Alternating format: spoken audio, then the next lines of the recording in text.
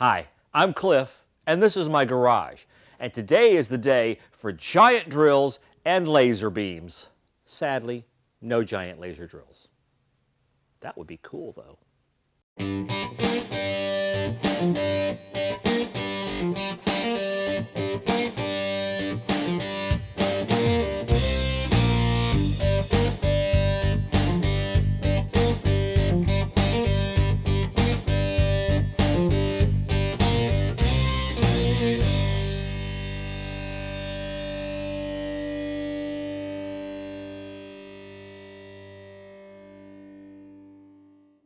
Hey, welcome back to the garage. And if this is your first time joining me, thanks for dropping by.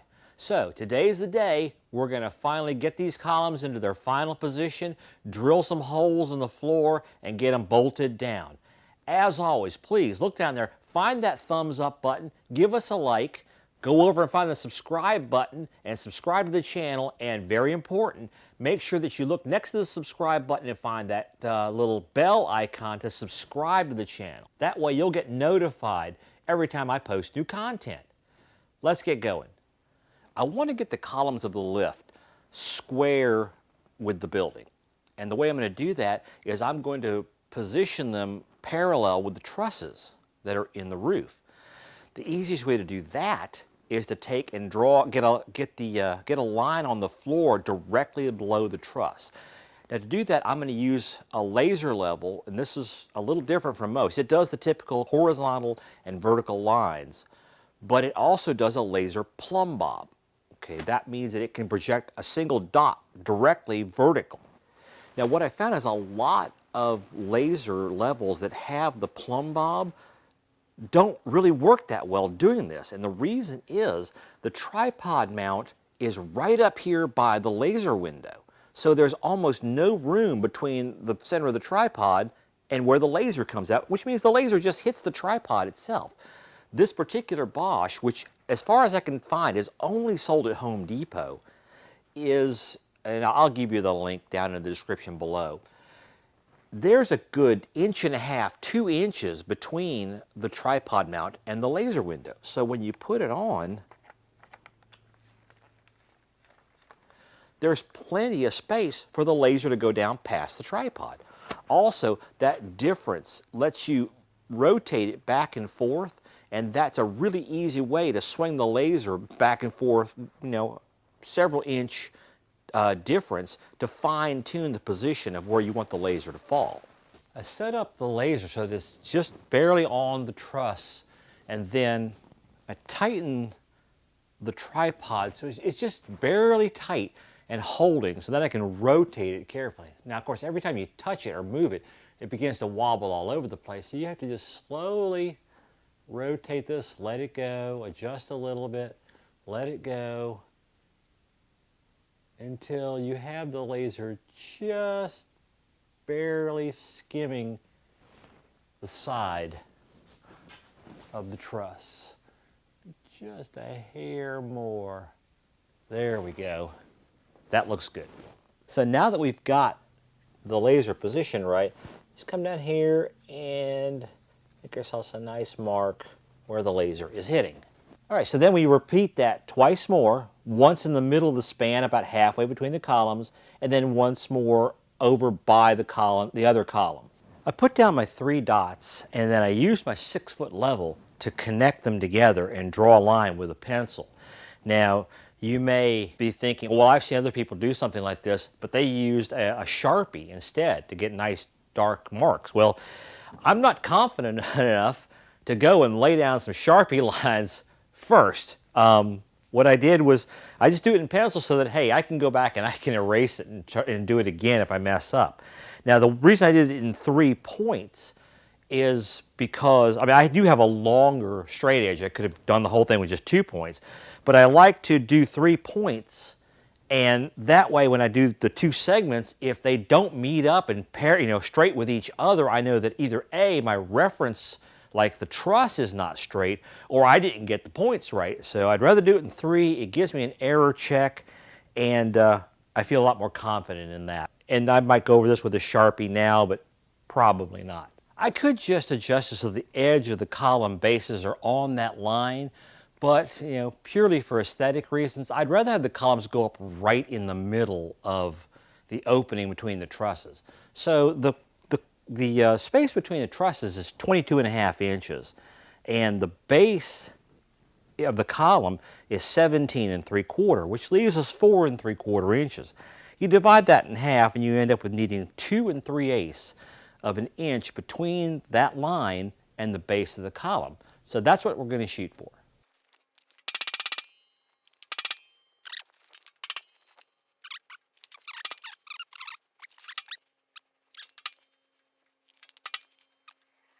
All right, I think we're all set. Just adjust your hose so that it lays right there, and it'll suck up the dust as it's coming out.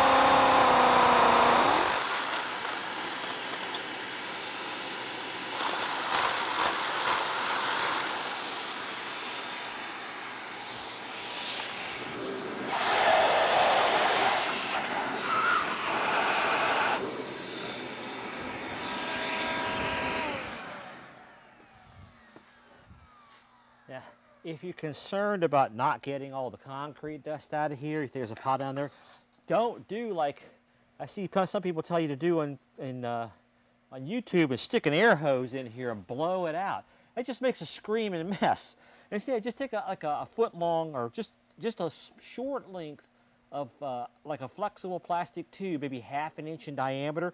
Stick it in the vacuum, or hold it with your hand, and then take the other end and just put it down in the hole. It'll suck up all the dust that's in there without making a screaming mess. Once you got the hole drilled, just take and drive the anchor bolt down in here. But how this works is you push it all the way down in, and then this little piece here, when you tighten the bolt, it pulls its flared part up into these ears and causes them to flare out and grab into the concrete.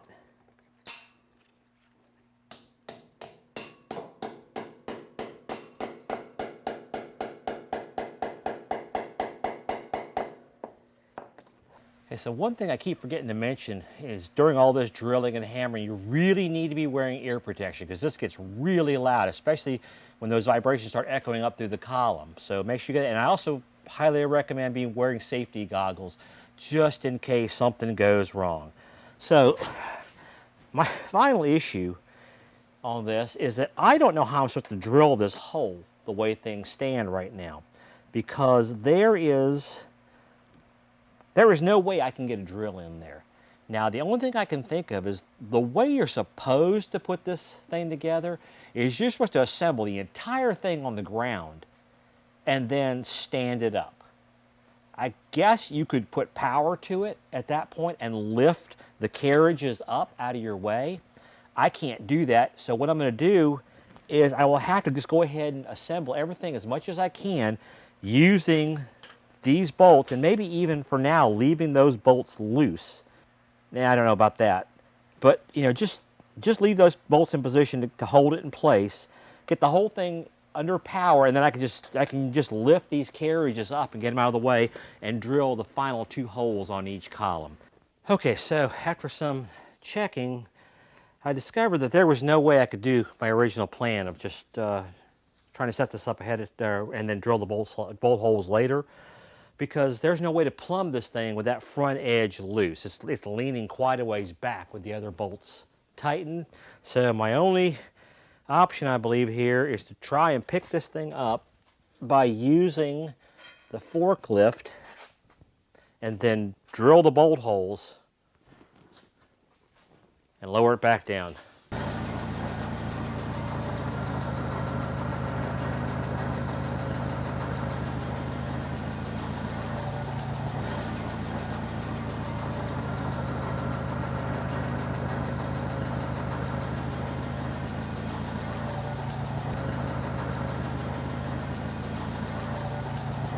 Okay, that should be good.